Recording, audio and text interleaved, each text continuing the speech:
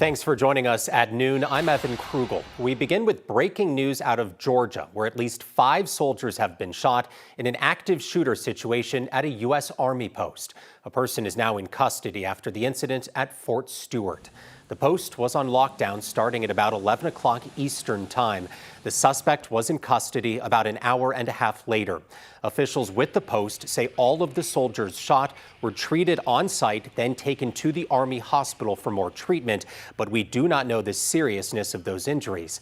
The suspect's identity has not been released, and we still don't know any other details about the shooting itself, including a possible motive. Fort Stewart is about an hour southwest of Savannah, Georgia. Here in Colorado, we've learned there will be a special session for Colorado lawmakers later this month. Governor Jared Polis made the announcement in a news conference this morning.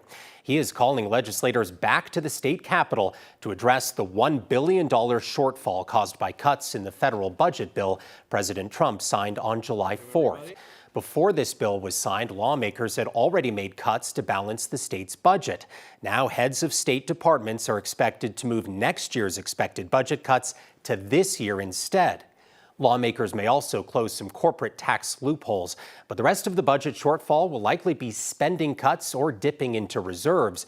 While the governor did not talk about job cuts, he did make an announcement about job futures.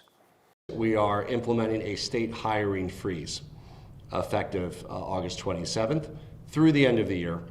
And that will affect state positions, except for necessary health and safety positions. We're not freezing firefighters, prison guards, 24/7 facilities.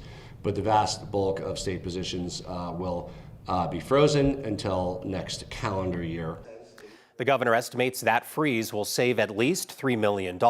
He did not say how long the special session will last, but lawmakers will be required to only focus on the budget, and it takes 3 days to pass legislation, so we know it will last at least that long.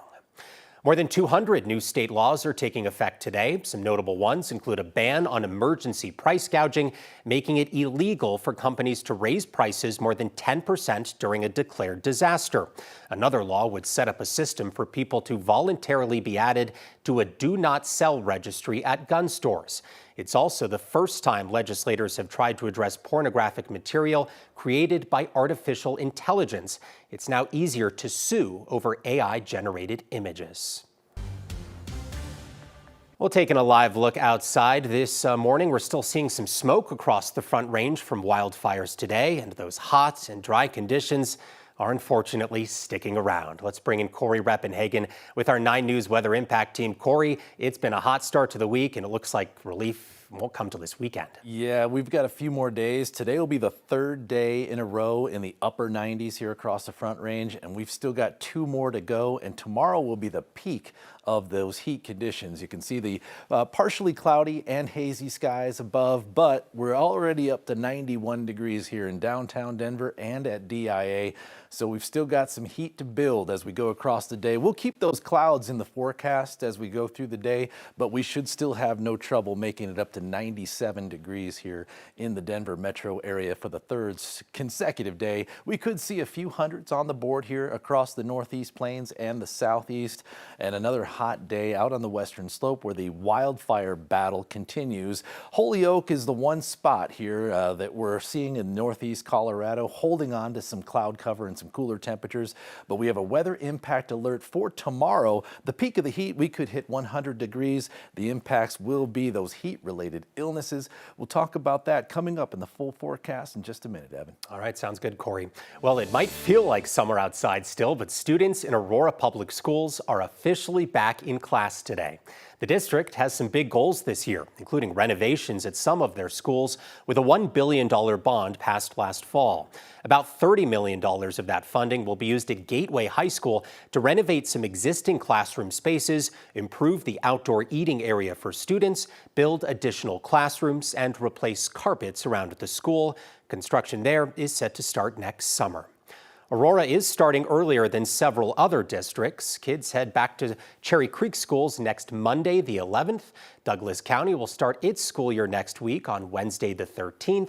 Classes for Denver public school students start on the 18th, and Jeffco will start the next day on the 19th. With the school year starting up again, you will see more police officers out keeping those school zones safe. 9 News reporter Brianna Fernandez talked to law enforcement about their expanded efforts.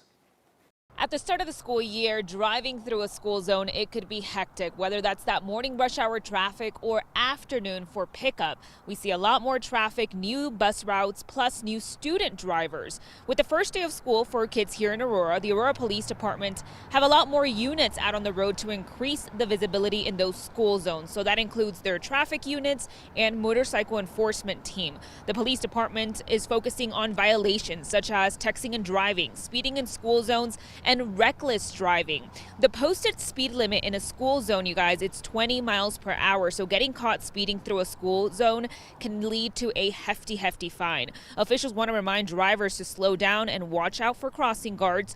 There's also a new rule drivers must follow. As of this year, you must stop for a school bus with flashing red lights, even for those on the other side of the road, unless there's a physical barrier in between you and a school bus. One of the big things that you're going to notice if you've been driving all summer is the lack of flashing lights in school zones. Those are clearly marked. They're going to be flashing to let you know it's time to slow down. We want people to know that the safety of the students and drivers in those areas is really important to us. We've seen a lot of fatal crashes lately in the city, and so we are increasing that enforcement. Even before school started, right in front of Rangeview High School between Iliff, Buckley, and Tower Road, we saw Aurora police officers stop a lot of cars because people were speeding. So definitely take it easy, especially for that afternoon pickup. For now, I'm here in Aurora. Brianna Fernandez for 9 News. A good reminder, Brianna. Thank you. The new Denver Summit Football Club has officially announced its first head coach. The club says Nick Cushing will lead the team. He's coached the MLS team, New York City FC, and headed up the Manchester women's team as well, securing them 2 Super League titles and 2 women's FA Cups. Cushing is in the process of moving to Denver to be closer to the team and says being the club's first head coach is, quote, an important responsibility. He'll be building up the rest of the roster to join their first player, Ali Watt, over the next 6 months. Well, it's now official. The Cleveland Browns are giving former CU quarterback Shedeur Sanders the start for their first preseason game against the Panthers this Friday. Sanders was listed as Cleveland's 4th-string quarterback yesterday, but some injuries have allowed him to push his way all the way to the top of the depth chart. We'll certainly be looking forward to seeing what he can do with that opportunity.